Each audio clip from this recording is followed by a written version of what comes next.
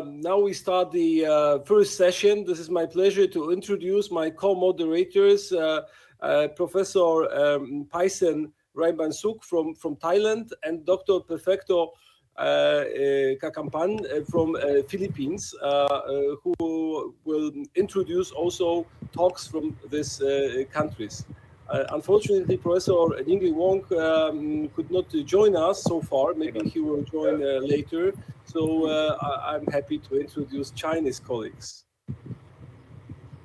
So the first speaker is Dr. Zhang, who is with us, and the other talks will be delivered by recordings. Please. Hello, everyone. My name is Zhang and I come from Beijing Tongren Hospital. We have a case that we want to present to you guys. Thank you in advance for listening. Now I will give the presentation. We have no financial conflicts or interest. This is an 11-year-old female who referred to our glaucoma clinic on September 17, 2020. She showed increased intraocular pressure and blurred vision, ocular redness, and pain for 3 weeks in the left eye. The highest intraocular pressure was 53 mmHg in the left eye. She was diagnosed as neovascular glaucoma in left eye at a local hospital. Cartolog hydrochloride, alphagon, Isopt, Xalatan eye drops, and methazolamide were given, and intraocular pressure maintained at 47 to 53 mmHg in the left eye. When she came to our hospital, she showed a presenting visual acuity of 15/100 in the right eye and 30/100 in the left eye. The intraocular pressure was 13 in the right eye and 42 in the left eye. The anterior chambers were relatively normal and no NVI in both eyes. There was mild posterior subcapsular opacity of lens in the left eye. The fundus examination in the right eye showed haze in the vitreous body, veins thinning and sheathing, scattered laser spots, and no detachment. The fundus examination in the left eye showed a CDR of 0.6, veins thinning and sheathing, scattered laser spots on the retina, and no detachment. Gonioscopic examination revealed normal in the right eye and peripheral anterior synechia on the superior nasal and temporal quadrants in the left eye. We further asked the patient and her parents about the medical history. We were told that this patient suffered a sudden blurred vision in the left eye 5 months before she showed up at our hospital and was diagnosed as vitreous hemorrhage in the left eye and retinal vasculitis in both eyes. She was given IVR in both eyes, including Lucentis for 4 times and Carbacept 1 time in the left eye, and Lucentis 2 times in the right eye. And PRP in both eyes were also performed. She also received vitrectomy and retinal laser photocoagulation in the left eye. And besides those, immunoglobulin, methylprednisolone, and cephalosporin were also given to this patient. And this patient had refractive error in both eyes for 4 years. She had no history of other diseases, and the family history was irrelevant. There are some ocular images and results of other examinations at the local hospital before she showed up at our clinic. The wide field fundus photographs on April 15, 2020 showed vitreous opacity in the right eye and vitreous hemorrhage in the left eye. And the FFA on the same day showed leakage of dye surrounding the veins and non-perfused areas on the retina of the right eye. The images of the left eye could not be seen because of the vitreous hemorrhage. This is the wide field fundus photographs on August 3, 2020. As can be seen, the vitreous hemorrhage disappeared in the left eye, but vitreous opacity still existed in both eyes. Vitreous opacity in both eyes could also be seen on ultrasound images. These are the FFA images after IVR and PRP treatments in both eyes. Scattered laser spots, leakage of dye surrounding the veins, and non-perfused areas could also be seen on the retina of both eyes. This is the right eye, and this is the left eye. OCT showed cystoid macular edema in both eyes. This is the right eye, and this is the left eye. The patient also received some lab tests. The results of CBC, CRP, ESR, KFT, and coagulation tests were all within normal limits. The ARP was elevated. The IgA and IgG3 were decreased, and ASO, RF, ANA, ANCA, and APA were all negative in this patient. Systemic imaging examinations including brain MRI, chest CT, ECG, UCG, and abdominal ultrasonography showed all normal. The Orbis MRI showed vitreous hemorrhage in the left eye. She also received the aqueous humor tests. The flow cytology in the left eye at 2 times showed slightly different, but mainly increased VEGF, BEGF, IL-6, IL-8, and VCAM, which meant increased neovascularization, fibrillation, and inflammatory reaction in the left eye. And the microorganism detection showed all negative for EBV, TB, VZV, CMV, HSV1, and HSV2. So our diagnosis for this patient was neovascular glaucoma in the left eye, complicated cataract in the left eye, retinal vasculitis in both eyes, refractive error in both eyes, post-vitrectomy in the left eye, post-IVR in both eyes, and post-PRP in both eyes. So this is a relatively complicated case of secondary glaucoma and retinal vasculitis in a teenage girl. And thank you very much for listening. Thank you. Topic I want to report today is it myopia or glaucoma? The case report. This is a 36-year-old man with a thin body. He has myopia for more than 20 years. He is in good health and no history of medication. His chief competence is conscientiously increasing the occlusion of the right eye for 4 years, especially in the last 3 months.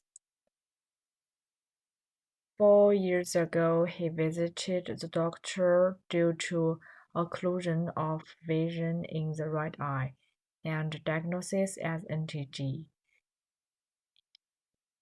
Using 4 different kinds of eye drops at the same time to reduce IOP.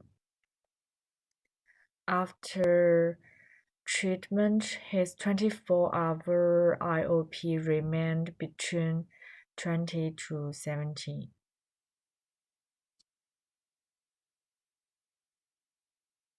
His BCVA is .3 and .5. He has no vision loss in the last 2 years. When he visits the clinical room, his IOP is 16 and 17 and has no obvious abnormalities in the anterior segment of the slit lamp.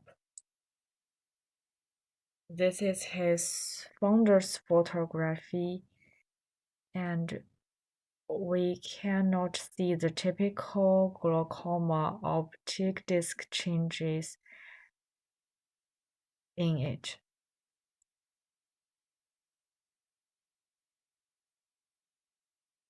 And his OCT RNFL injury is not progressing much.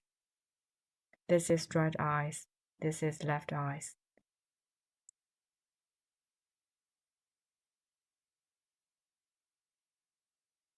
Right eyes. Visual field.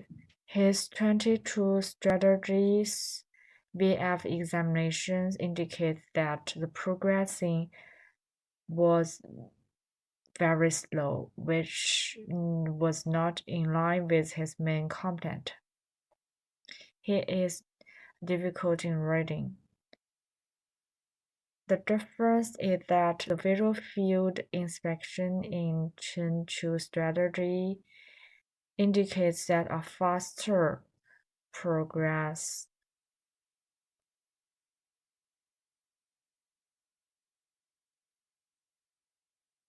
ultrasound shows the decreased blood supply of CRA in both eyes. These examinations are all unremarkable. So, what is the diagnosis? Is myopia combined with NTG or just myopia? If we want diagnosis of NTG with myopia, requires these 4 clues at the same time. Let's see the glaucoma disc edge damage. This is a normal people with shallow butterfly optic disc. This is a glaucoma people with shallow butterfly optic disc. This is this patient's founder's photography. She both have shallow butterfly optic disc and optic disc oblique entry, which makes difficulties in judging optic disc changes in myopia combined with glaucoma, because in myopia patients, the depression of the cup is half that of normal people, and it is difficult to judge the loss of the disc edge. Second one, covered by the oblique entry and shrinking arc of the optic disc. Third one is the refractive power of myopia will reduce the founder's imaging. All this makes difficulties in judging optic disc changes in myopia combined with glaucoma. About typical visual field is this patient. When comes to NTG, we'd better did a standard 10-2 strategy. Otherwise, it is easy to miss the diagnosis. About myopia and glaucoma, there's some new point of view. First, myopia can have glaucoma-like damage. Myopia also causes visual field deficit, and it's difficult to determine whether it is caused by glaucoma. So it's really difficult in diagnosis. Myopia and glaucoma are a continue with different mechanisms coexisting. NTG patients with myopia damage and glaucoma damage coexist. So follow-up is the most reliable way to identify, but sometimes it's very difficult to follow up. About further treatment, we suggested he stop using beta blocker eye drops because beta blocker eye drops may induce a significant drop in dystotic BP at night. NTT patients should not use beta blocker eye drops. Next, because the main focus for treating this patient is on lowering the IOP. It can be achieved by trabeculectomy. So the next treatment we suggest he did the surgery about trabeculectomy. And that's all. Thank you.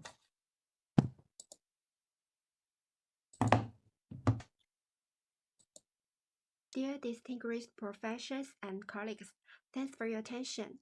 My name is Danting Lin, and my teacher is Yan Shi and Ningli Wang.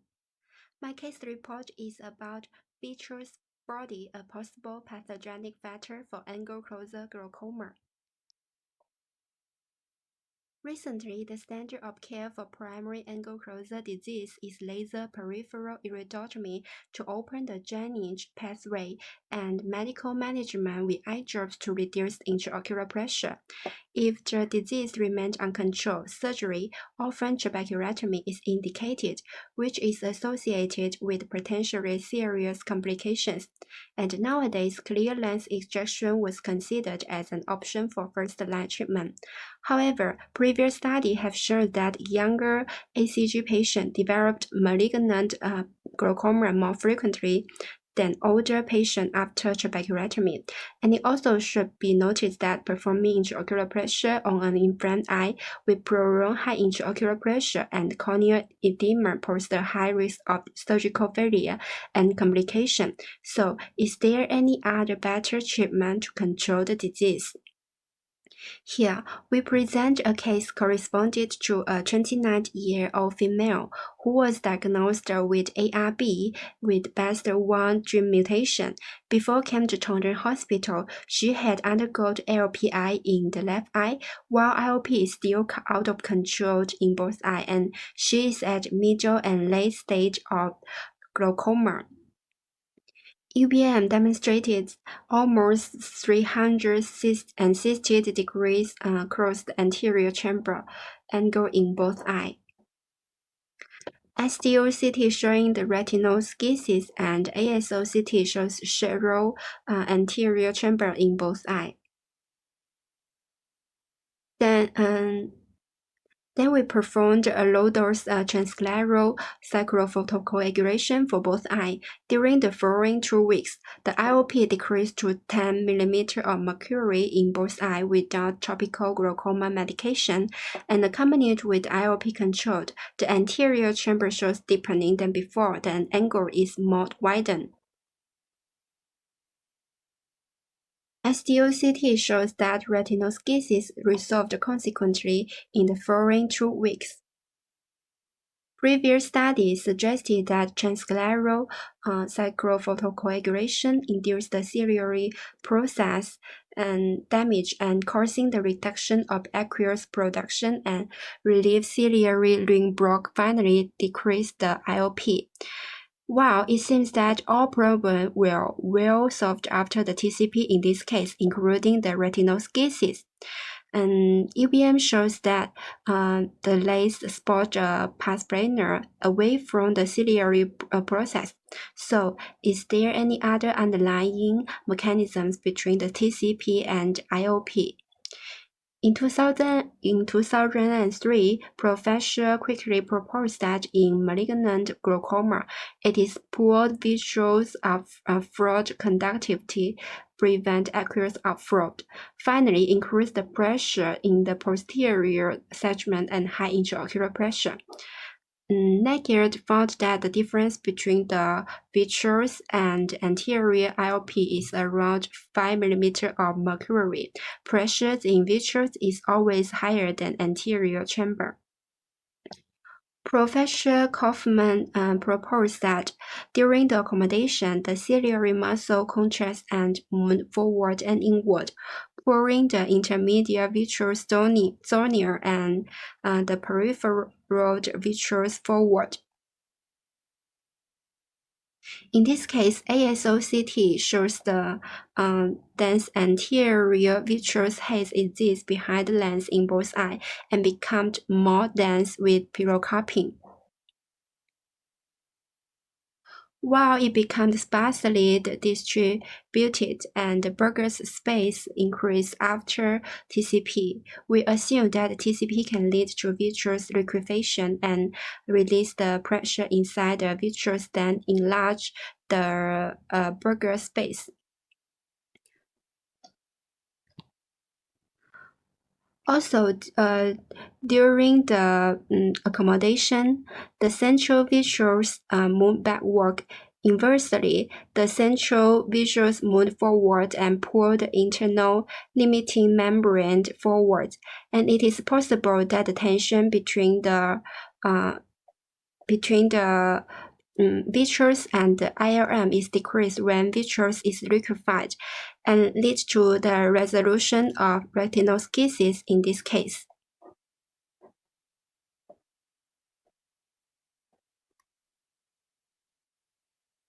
Also, we have found similar change of ciliary pars plana in another case. After TCP, UBM shows that the pars plana was damaged and fragment of damaged ciliary body tissue could be observed to diffuse into the vitreous. It is widely accepted that TCP can lead to total ciliary epithelial ablation, while clinical study made an endoscopic treatment after TCP, concluding that the frequent ciliary process had been left completely untreated, and in view of histopathological studies of enucleated human eyes and monkey eyes following TCP, demonstrating that the treatment had frequently completely missed the ciliary process. So we considered that the aqueous suppression or ciliary ring block relieved after TCP may not involved in these cases. We also conduct animal experiment to prove our guess. After low-dose TCP, we follow up the rabbit immediately, 4 days later, and 14 days later, and examine the anterior hyaloid using the electrode microscope. We found that the vitreous meshwork was partially dissolved as time went by. We had followed up another patient who had diagnosed as nanophthalmus and undergone low-dose TCP. It was work and space between the ciliary body and iris root increased and the ciliary body rotated backward, even after 1.5 years. In short, here we present a case of patient whom developed refractory glaucoma diagnosed with ARB was relieved by low-dose TCP, and we assume that low-dose transscleral photocoagulation could be used as an anterior vitreous modification procedure. And this still need further study. And thank you for your attention. My case is inspired by the movie Premonition. It's not your imagination. To start, this is a case of a 23-year-old Filipino male who came in with the chief complaint of blurring of vision of the right eye. Patient is a known case of SLE since 2008 and is on hydroxychloroquine 200 mg daily since. Patient noted gradual progressing blurring of vision of both eyes, no other accompanying ocular complaints, no ophthalmologic consult was done. On 2015, patient had prescription glasses made by an optometrist with noted improvement in vision. Still, no ophthalmologic consult was done.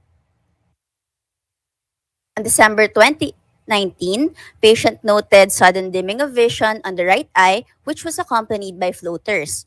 No consult nor medications were taken.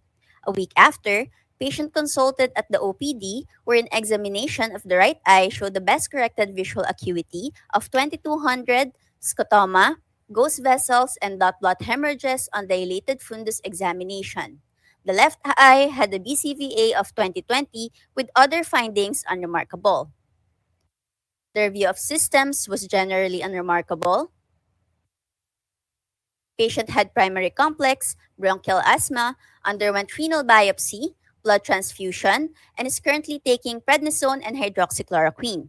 Patient has no allergies and is vaccinated for influenza last 2019. Patient has a family history of diabetes, hypertension, and asthma. So at this point, what ancillaries would you order?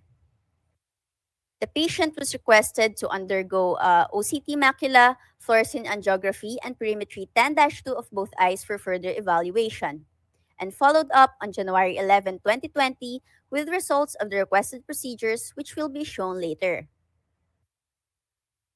Ophthalmologic examination and follow-up showed the visual acuity of counting fingers at 4 feet on the right eye. To note in the external eye exam was the pupils of the right eye being 5 to 6 millimeters reactive to light with RAPD. EOMs were full and equal. Amsler grid cannot be assessed on the right eye. No EC cells were seen on slit lamp exam, and an intraocular pressure of 17 millimeter mercury was noted for both eyes. Before we proceed to the ancillaries, match the following. So there are the answers. Fundus photo done on December 21, 2019 showed for the right eye, an AV ratio of 1:3, there are multiple hypopigmented patches over the macula. A round hyperpigmented lesion is also seen at the temporal macula and inferotemporal area. There are multiple blood hemorrhages, some with white centers seen on the peripheral retina. Sclerosed vessels are seen inferiorly, as well as perivascular sheathing noted on the peripheral retina. Fundus photo of the left eye was unremarkable.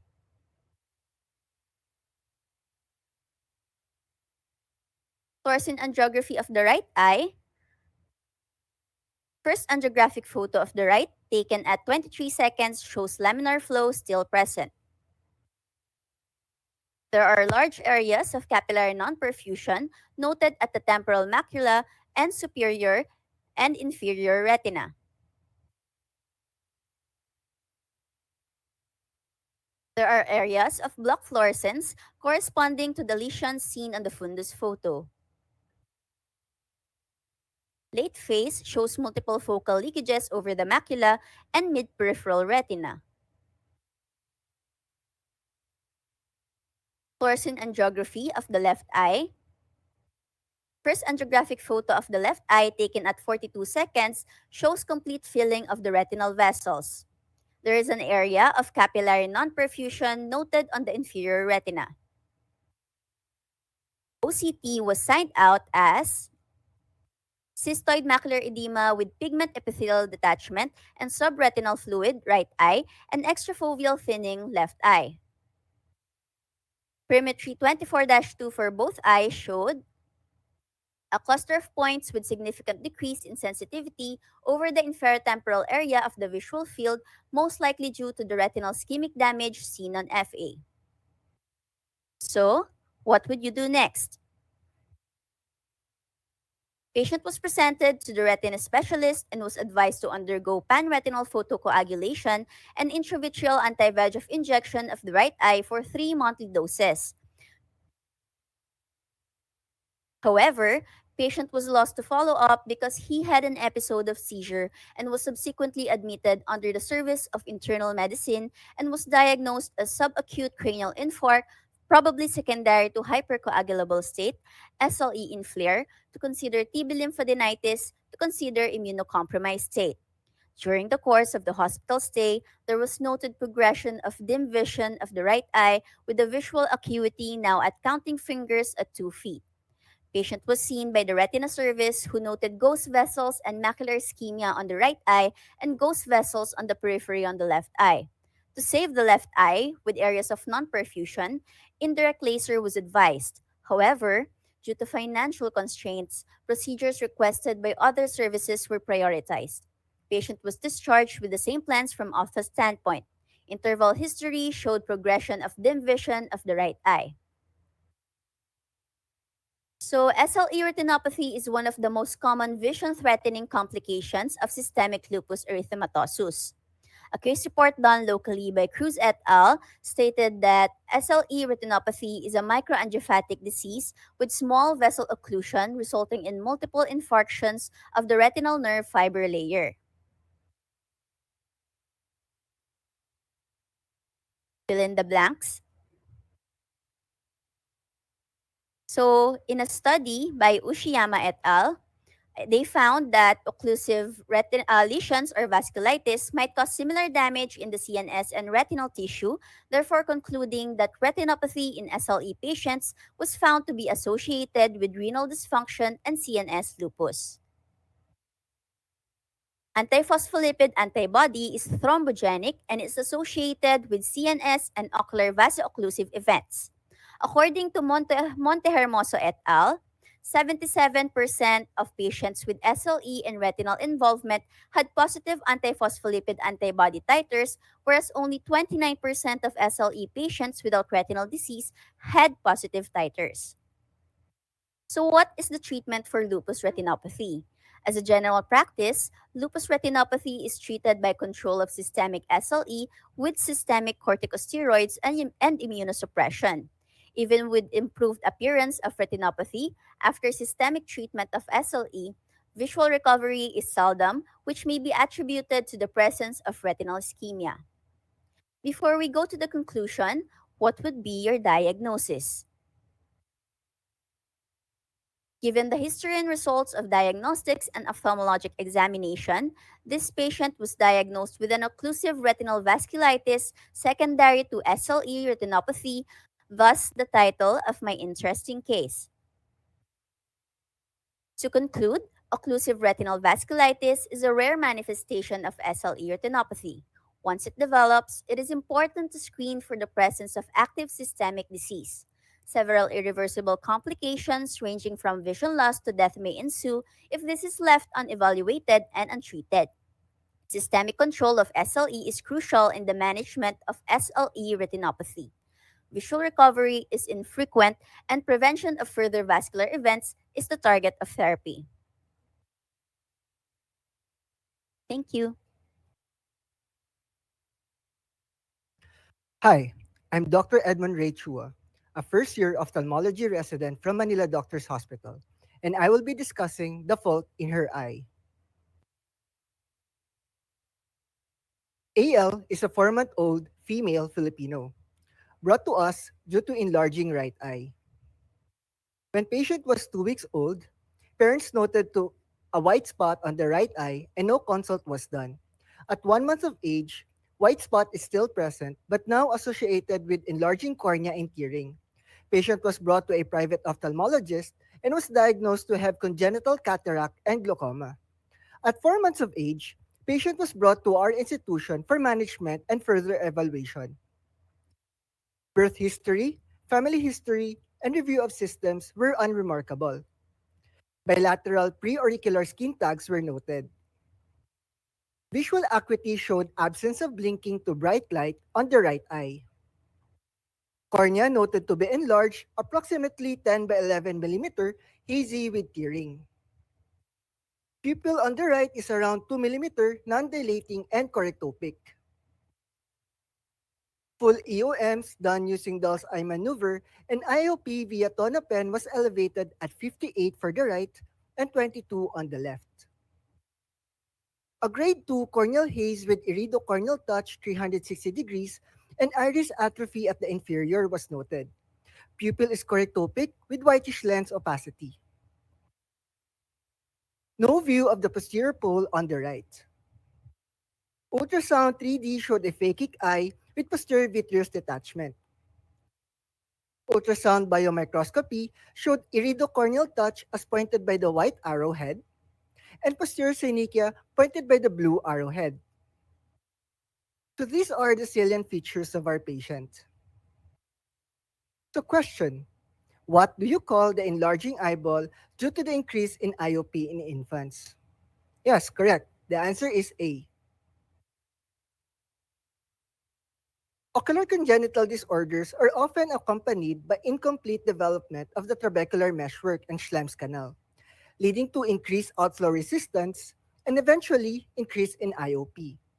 The sclera of the child in the first 3 to 4 years of life is distendable. Hence, the eyeball can expand, resulting to ophthalmos. This table shows the algorithm in classification of childhood glaucoma. We classify the patient as having glaucoma associated with non-acquired systemic disease or syndrome due to the presence of preauricular skin tags and iris abnormalities. We also considered a congenital cataract. So what genes are usually affected in the development of the anterior segment? Yes, it is all of the above. The development of the anterior segment has several genetic influences.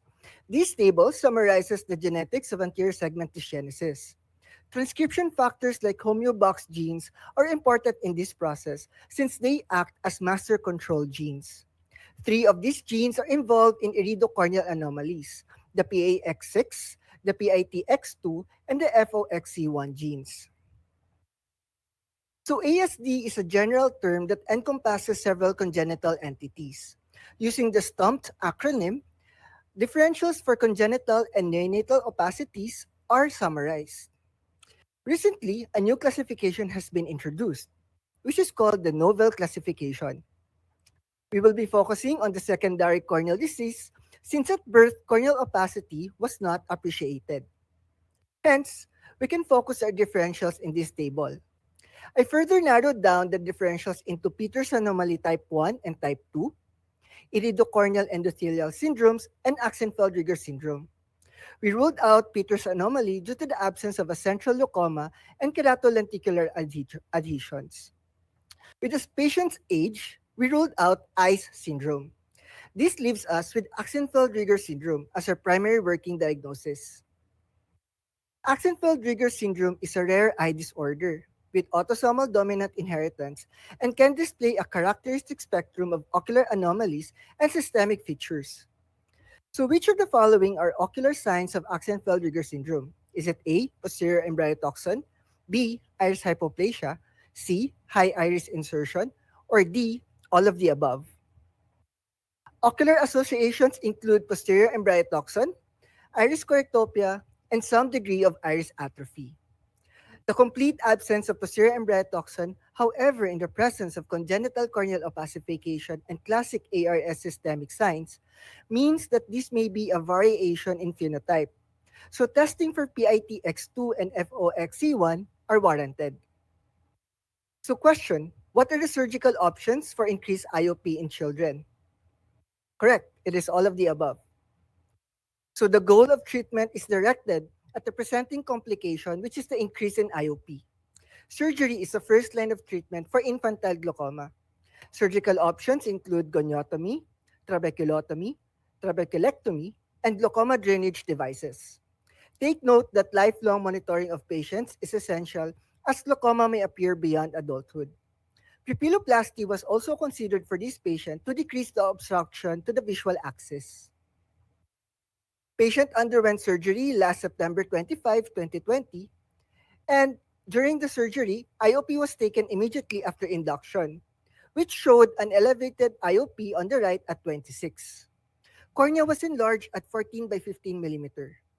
Then we can appreciate a 2 millimeter correctopic pupil at the superior area and iris atrophy at the inferotemporal. Iris Bombay, 360 degrees appreciated on portable slit lamp. Keppel lens showed a better visualization of the iris Bombay, and seniculitis with pupilloplasty was done with the following technique. Amide valve implantation was done with the following technique. On the first day post-operative, patient now can blink to bright light and has an IOP of 22 on the right. Corneal haze was still present. By the 8th day, patient was started on amblyopia therapy, and on the 15th day, pressures are lower but still with corneal haze. On the 55th day or on the 45th day post-operative, corneal haze is still present even though pressures are controlled. So in conclusion, the evaluation and management of ARS requires a multidisciplinary approach to establish a correct diagnosis. With the advancement in the genotype, phenotype, genetic evaluation may become important for the management of the disease. Finally, glaucoma remains an important issue in children with congenital corneal disease and should not be neglected.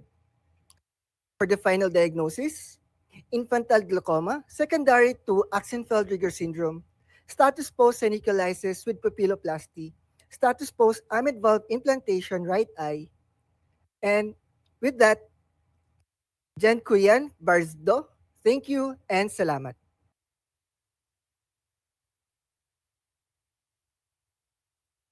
Good day, everyone. I am Dr. Dayanko from UST Hospital, Manila, Philippines, and today I will be presenting an interesting case of an aggressive tumor in a young adult patient.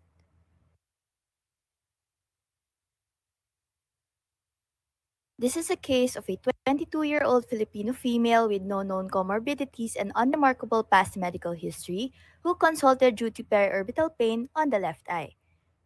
She had a 1-week history of left periorbital pain accompanied by scotoma and photopsia. There were no other symptoms and there was no history of trauma. Her review of system was unremarkable. Patient decided to seek consult due to persistence of her symptoms.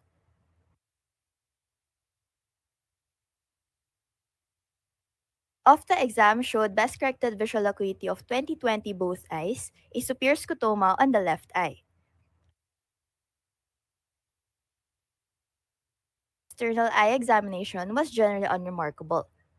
Fundus exam revealed a detached retina inferiorly on the left eye. So before we proceed at this point, what are your differential diagnoses? We are presented with a detached retina on a young patient of acute onset. We review the different types, and as we all know, there are 3 types of retinal detachment. In our case, based on the features of our patient, we are leaning towards the exudative type. Now we are faced with the question of what caused this problem? Is it vascular, inflammatory, infectious, or neoplastic in etiology? In our patient, based on the history and review of system, age and posterior segment exam, and also without signs of inflammation, vascular, inflammatory, and infectious causes can all be ruled out. Neoplastic cause is our main differential mainly because our patient presented with a lesion accompanied by exudative retinal detachment, and in order to support our findings, diagnostic tests were requested. Before I show you the different tests done, the following are the diagnostics which can be performed in our case. Which two are the best? This is the B scan of the patient's left eye. So what do we look for on B scan? Patient's B scan showed a large dome-shaped hyperechoic elevated lesion with low to medium internal reflectivity on A scan. So the answer to the question is all of the above. An important thing to take note is that in choroidal melanomas, they tend to have low to medium internal reflectivity, mainly because of their cellular component. On B scan, they have the following key features. After reviewing the patient's B scan, we can rule out choroidal hemangioma. So now we go back to our clinical findings. The diagnosis of choroidal melanoma is often done clinically. They may have variable appearance and shape, so when presented with a choroidal mass or rather a pigmented lesion, we can think of either a choroidal melanoma or a choroidal nevus. But how do we differentiate the two? So the answer is A and C, which are features of a choroidal melanoma that differentiates it from a nevus. This figure summarizes their unique features. So by this time, our suspicion is leaning towards a choroidal melanoma. So we are now down to choroidal melanoma versus a metastatic choroidal lesion. Therefore, we requested for another ancillary test to search for evidence of metastases.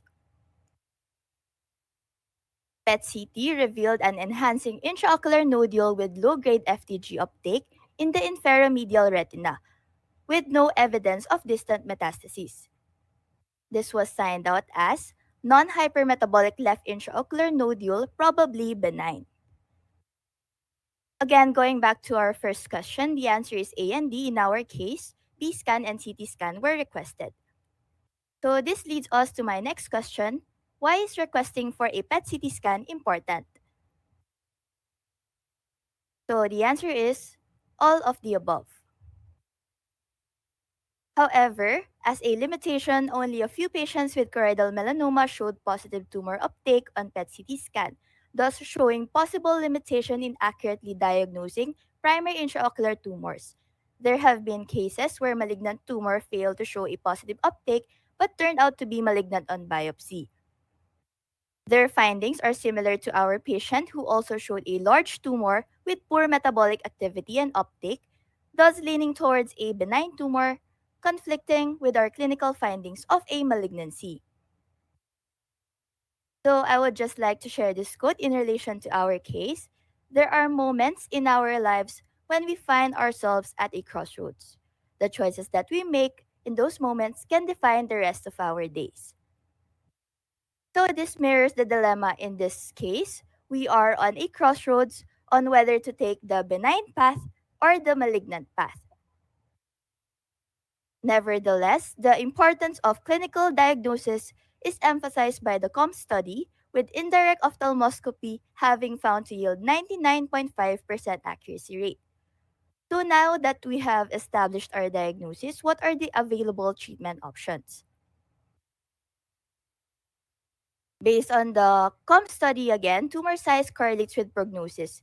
In our case, the size is 11 by 11 millimeters, classified as a large tumor with enucleation as the preferred treatment option. Applying this to our case, the patient is young with good visual acuity, however, showed a tumor with malignant features. So, when faced with the question on whether to proceed with saving the eye, in such case when there is still good vision, it is important to take note and remember that saving the life is the top priority over vision. That is why the best treatment option was enucleation, and the patient noted resolution of pain after the procedure. Histopath was consistent with an epithelioid cell type, and this carried the worst prognosis. This was signed out as choroidal epithelioid cell melanoma with scleral invasion and distant perivascular infiltration. Currently, patient is under close monitoring and still no evidence of metastasis or recurrence were noted from her latest follow-up. Here is our final diagnosis. And as to why this case is significant, uveal melanoma is the most common primary intraocular malignancy located most commonly in the choroid. Aciliochoroidal melanoma is an extremely rare tumor with only few reported cases available, and thus it may be prone to misdiagnosis. This case also showed that a large aggressive tumor can also present with benign characteristics on imaging. And just to show you its epidemiology, it has an incidence of only 0.2 to zero point 0.4 cases per million in Asia, with peak at the 6th decade and are more frequent in men. So in summary, these are the salient features of our case, and these are the main differentials. So the importance of having a correct diagnosis is shown in this case because management will highly depend on an accurate diagnosis. This case emphasized the importance of having a correct index of suspicion, early correct clinical diagnosis. Moreover, therapeutic decisions should be carefully planned, and the priority of saving the patient's life, and also with the goal of maintaining the quality of life of the patient.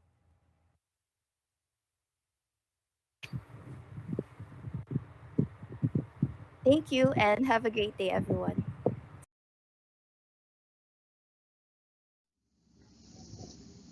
Sawasdee krap, everyone. I'm Dr. Teeravee Hongyok, a cornea specialist from Rajavithi Hospital, Bangkok, Thailand. It's my great honor today to be invited to share a case report in Ophthalmology 2021 with you.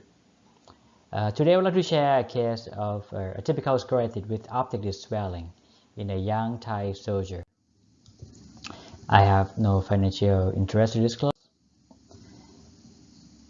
This patient is a healthy 24 years old private soldier. He has been soldiering for about 2 years. He came to see me with a problem of eye pain and redness of his left eye for about 2 weeks with some yellowish discharge. The redness gradually worsening and also his visions. He went to a private hospital in Chonburi province, about 2 hours east of Bangkok. He got a 45 antibiotic eye drops every 2 hours, but it doesn't seem to help him much.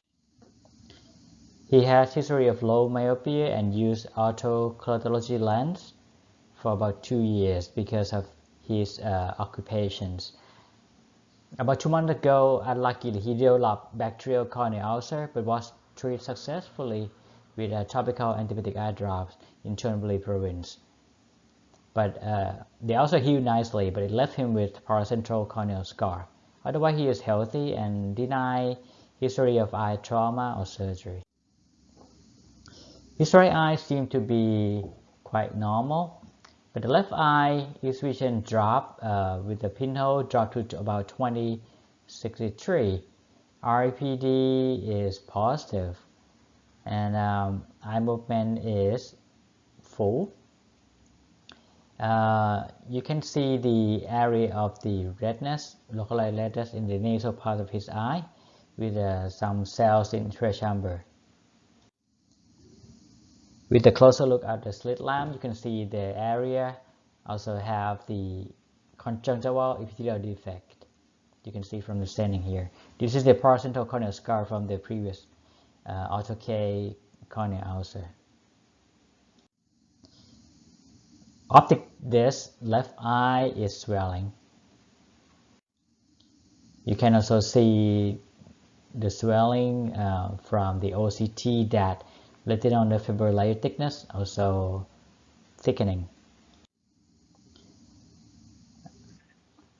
At the time, we suspect that he has very atypical chronic necrotizing scleritis with papillitis. Might be from infections such as a tuberculosis or infiltrative tumor or autoimmune disease. So we work up initial investigations, as you can see here, and we prescribe him the topical steroid eye drops with the oral NSAID. The initial workup coming back all negative, including the film chest as normal, and serum quantiferon TB go also negative.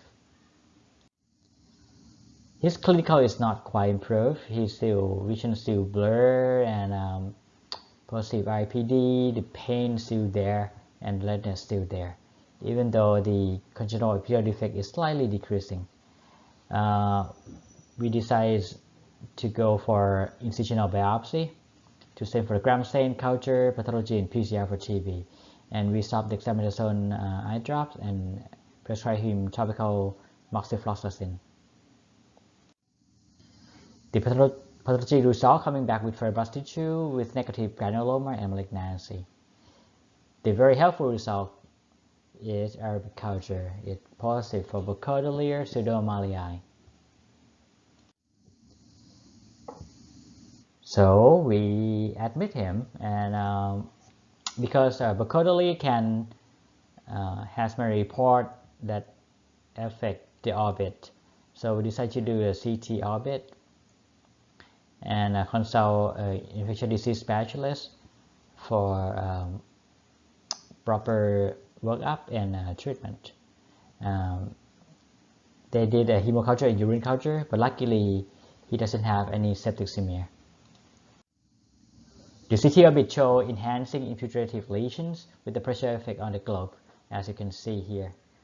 That's why optic disc also swelling. We prescribe him the systemic ceftazidime 2 grams intravenous for 2 weeks, followed by trimethoprim sulfamethoxazole twice a day for 18 weeks with an adjunctive topical ceftazidime eye drops. Its response is very dramatic.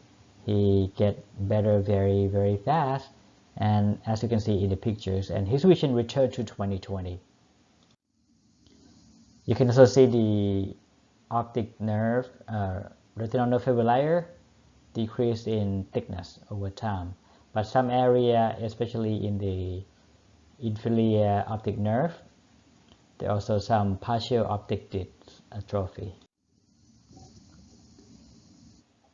Orbital imaging also, you can see the resolution. This is the baseline CT. This is about 2 weeks after intravenous treatment, and this is about the full course of oral antibiotic. So what is Burkholderia pseudomallii? Is a gram-negative bipolar staining. You can see his characteristic of the safety pin here. It lives in soil and water, which is endemic in tropical and subtropical region worldwide, but particularly in Thailand. We call it myelioidosis if patient got infection with this bacteria. This is the world map of the report of myelioidosis. You can see it's very common in Southeast Asia. Myelioidosis can affect many parts of the body. The common one is chest, bone, joint, skin infections. Patients can come with a lung nodule or pneumonia. So it can be wide spread of the leading symptom that a patient with myelioidosis can come to see us. So some call it the great mimicker. The ocular involvement is relatively rare. The prevalence was estimated about 1% from the overall myelioidosis. There are big series in report of the ocular myelioidosis from Konkan, which they call capital of myelioidosis. They found that about 75% of patients has diabetic, and about half of them is a part of disseminated septicemia. The result is very poor.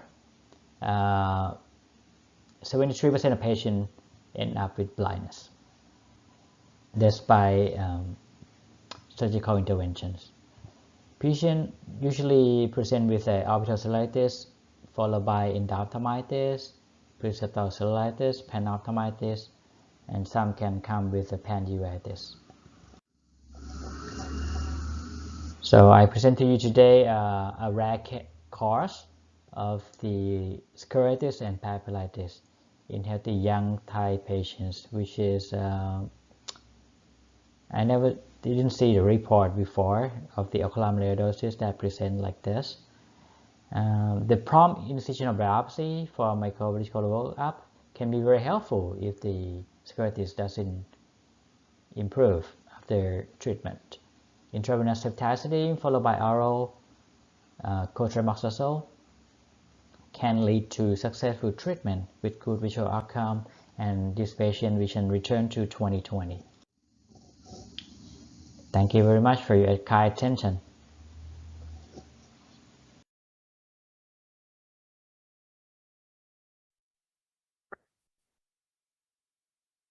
First of all, the special thanks to the committee that invited me to present my interesting case. My name is Kasem Seresirikachorn. I am from Rajavithi Hospital, Bangkok, Thailand. Today I would like to present my interesting case. I have no financial interest with any relevant product in this presentation. My case is a 75 years old Asian female. 3 days before go to the hospital, she have a sudden onset of a bilateral painful blurred vision. 3 days before go to the hospital, she received the first dose of the COVID-19 vaccine AstraZeneca with the unremarkable vaccination process and no immediate adverse event during observation in the hospital for 30 minutes. And 9 hours after injection, she started having a pain around both eye and headache. She did not seek any medical attention that day, and her periocular pain and headache persist and was accompanied by nausea and vomiting. She came to the hospital on the 3rd day after her injection with blurred vision, periocular pain, headache, nausea, and vomiting.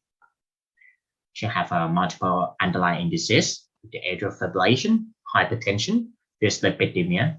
Her current medication was warfarin, atenolol, simvastatin, and folic acid. During that day at the eye examination, the visual acuity is a finger count 1 foot both eye. The Goldman applanation tonometer is a 46 and 15 millimeter mercury, and she have a sign of the acute angle closure attack with the severe injection, cardiac edema, fixed dilatation, along with the shallow anterior chamber.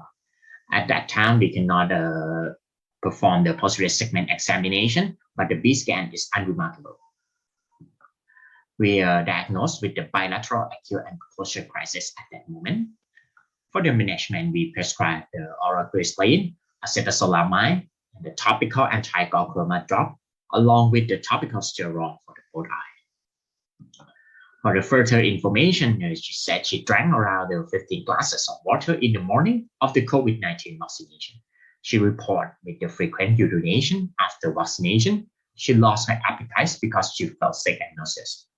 Her laboratory abnormalities show hyponatremia at 124. Next day, her symptom is improved, her vomiting was subsided, and she has no longer felt nauseous. The next day, the visual acuity is improved to the 2100 and 15200, and the GOMAD applanation showed 10 and 12. And result of the iris Bombay, the pupil is still reactorized, and we can estimate the cutis ratio about the 0.5 both eye. The further investigation showed the average chamber depth is 2.53 and 2.38, and the lens thickness is around the 5 mm. The treatment after that, we performed the LPI after 3 days. After LPI, the IOP was 13 and 12 with the no glaucoma medication. The hardest question is what should we do about her second dose of the vaccination? After discussing with her and after discussing with she and her family, the patient is decided to get her second injection of the COVID-19 vaccine, the AstraZeneca as scheduled. But now we restrain from the high water intake before vaccination. No ophthalmic and other adverse event is great. But we think what is the possible cause of the bilateral acute attack in this patient? We have 4 hypotheses that should be the cause. The first one is the drugs. But we reviewed all of the drugs that she take and review on the literature. We cannot see any one of drug of her that caused the bilateral acute attack, and she take all of this drug for a long time. The second possible is because of the vaccination. So we find the official brain analysis of the side effect, and it shows that it have an angle closure glaucoma and ocular hypertension, but we cannot find the detail that the unilateral or the bilateral. Another explanation is in the COVID-19 AstraZeneca, we have histidine. In the ingredient, we have a histidine and the histidine hydrochloride monohydrate. That the previous report showed that we have in the aqueous humor, it seems have a higher amino acid, including histidine, compared with the POAG is higher than the cataract. So this is mean sometimes something is possible that amino acid is high in the glaucoma patient.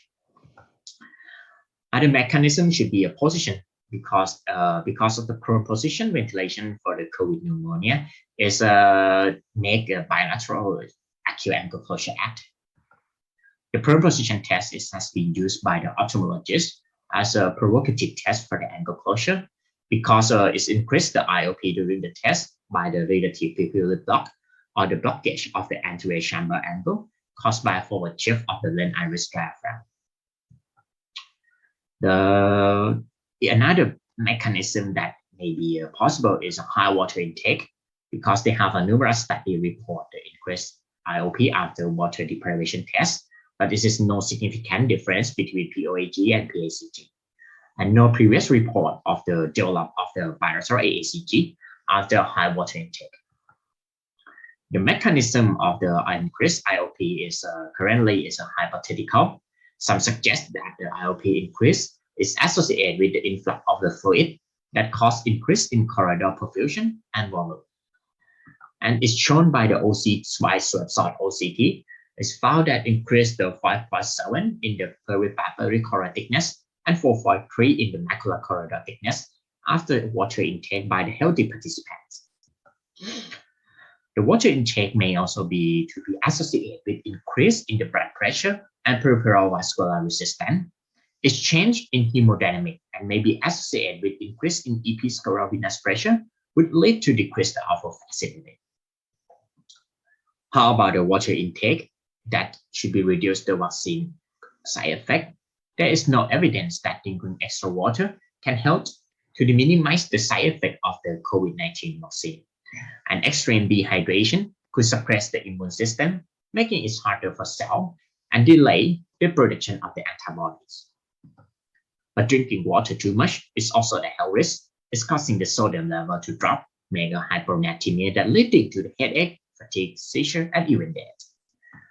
By conclusion, the bilateral acute ankle closure crisis may be the possible adverse event of the COVID-19 vaccination. Another possible explanation is high water consumption. Currently, we have no firm evidence of the COVID-19 vaccine and ankle closure glaucoma, and no concrete evidence that water intake could prevent the adverse event of the vaccination. Thank you, and happy with every question from the panelists or the participant. Hello, my name is Nitee Ratprasatporn with my advisor Dr. Sukhum Silapa Acha from Rajavithi Hospital, Thailand. Today, we are going to present you a uveitis retina case report from Thailand. I have no conflicts of interest to disclose.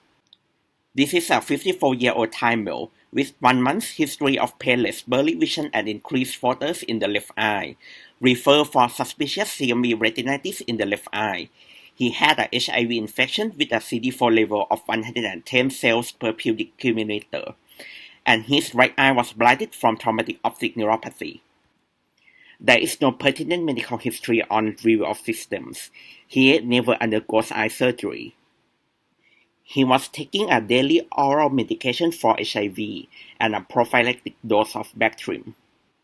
The vision was 20/63 in the left eye with normal anterior segment findings, no anterior chamber cells, and no vitreous cells. Vision in the right eye was no light perception. Fundus photo of the left eye showed this edema, multifocal pinpoint yellowish retinitis at the macula and along superior and inferior arcades, and segmental phlebitis, while the right eye showed normal fundus with a pale optic disc. Spectral domain OCT of the left eye show other retinal irregularity, multifocal RPE detachment, and increased choroidal thickness. So, now we had a patient with a unilateral retinochoroiditis and phlebitis in an HIV-infected male. Laboratory workups for complete blood count, blood chemistry, hepatitis, syphilis, toxoplasma, and chest X-ray was performed, which were all normal, as well as vitreous tapping for multiplex real-time PCR for detection of viral pathogens. Intravitreal gangsyclovir 2 mg was injected twice a week in the left eye for an empirical treatment. 1 week later, the multiplex real-time PCR of the vitreous was positive for Epstein-Barr virus. The vision in the left eye improved from 2063 to 2050 after 2 intravitreal gangsyclovir injections. There was still no anterior chamber cell and no vitreous cells.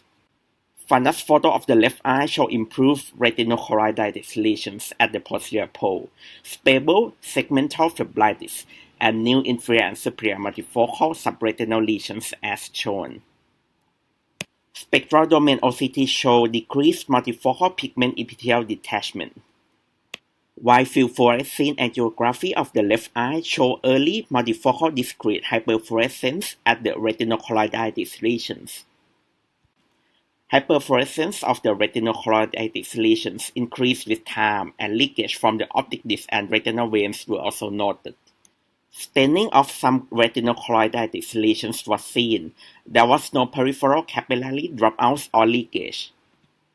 At this point, we diagnosed the patient with EBV retinochoroiditis in the left eye.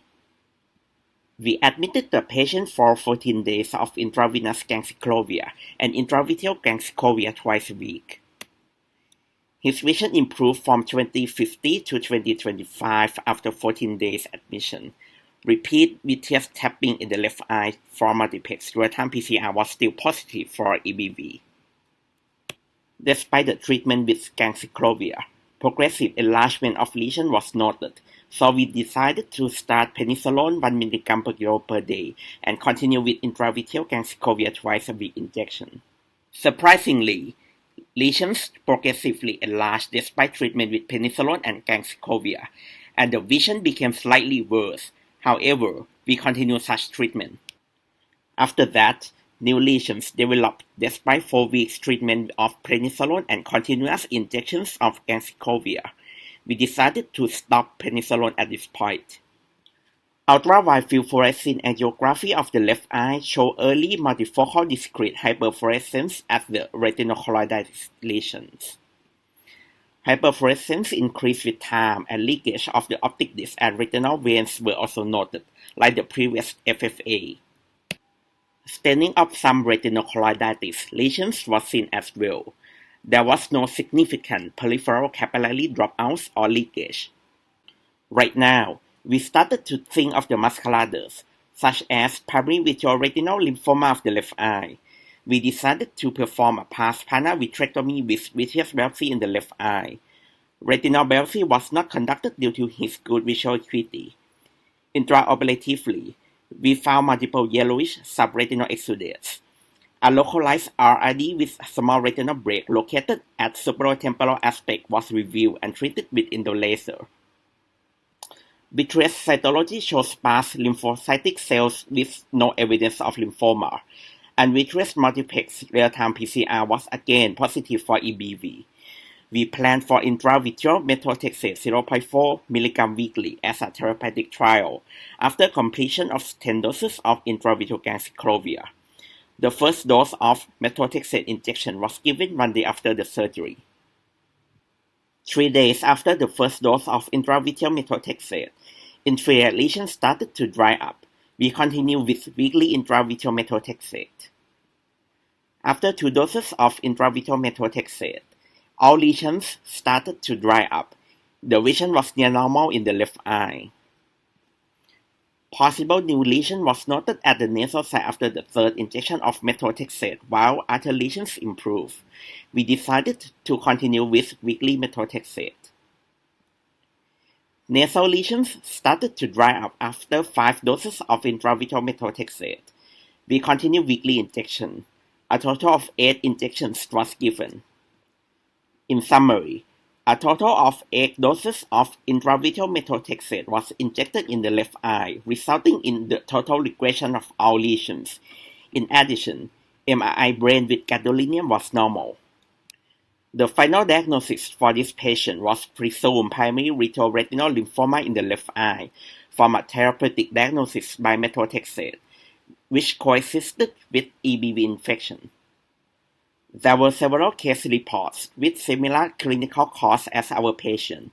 The reason why methotrexate might have a benefit for our patient is that, according to Dr. Mashima, methotrexate may inhibit EBV replication, resulting in a decrease of EBV DNA load in ocular fluids, or that intravitreal methotrexate may result in a decrease in EBV-infected B cells, eventually reducing the EBV load and improving the retinitis.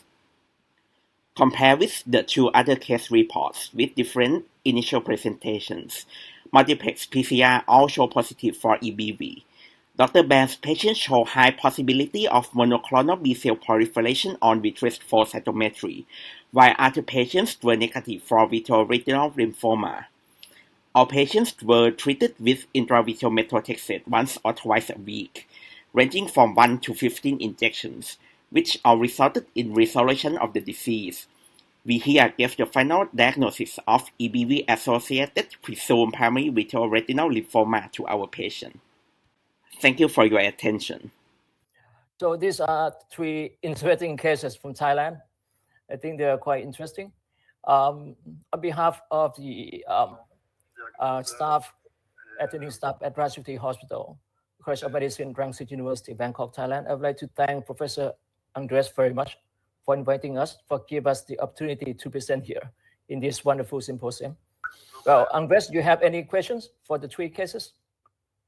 Yeah, thank you very much. We have some questions from the audience. As a matter of fact, let's try maybe with the earlier cases. We have a question from Dr. Kardaszewska from Poland to Dr. Diane Ellen Ko. And the question is she with us? Let's check. Is Dr. Ko already? I see that she is logged in. Maybe we can ask her. Oh yeah. So the question was, why did you not try brachytherapy before enucleation? Unfortunately, plaque brachytherapy, even though it is eye preserving, it is unfortunately not available locally. So that's why we opted to do an enucleation instead for this patient. Yeah, and the another question from the same person, from Dr. Kardaszewska, on our chat. And as a matter of fact, this is to remind everybody that you can ask questions on the chat, and please just point if it will help us to which speaker the question is addressed to. So the second question is to Dr. Kasem. Did you try in the acute angle closure to remove cataracts afterwards?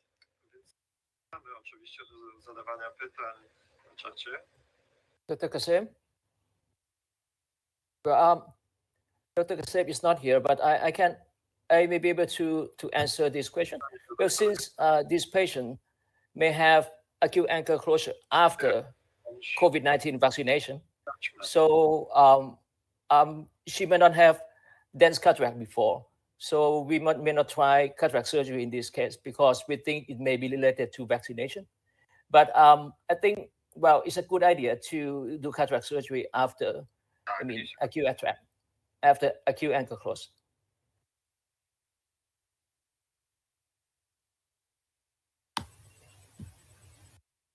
Dr. Kasem, are you here?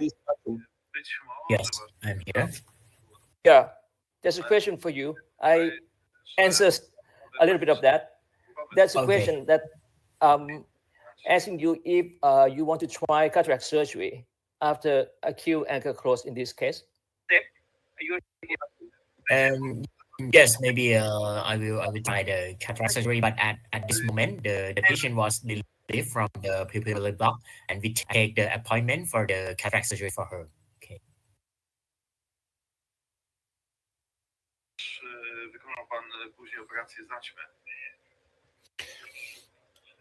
Okay, and if there are no other questions, I would like to thank you very much. We did have very nice case reports from different countries, including China, Thailand, Philippines, and we appreciate it very much. And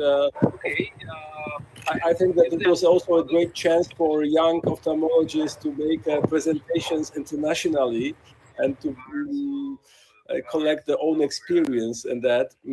So I would like to thank moderators because you were the local co-organizers. You helped us to collect the cases, and we really appreciate your effort, time spent for that. So special thanks to Payson and Perfecto, close also collaborators to me and great colleagues. Thank you very much. And now we can, I think, move into the short break, and soon we will have another very interesting session. Thank you. Thank you. Thank you, Andrzej. For inviting us. Thank you very much. And nice to meet you, Dr. Paisan from Thailand. And Dr. Ningli Wang also. Yeah, and Perfecto, yeah, nice meeting you. Yeah. Yes. Take care. Hope we meet again.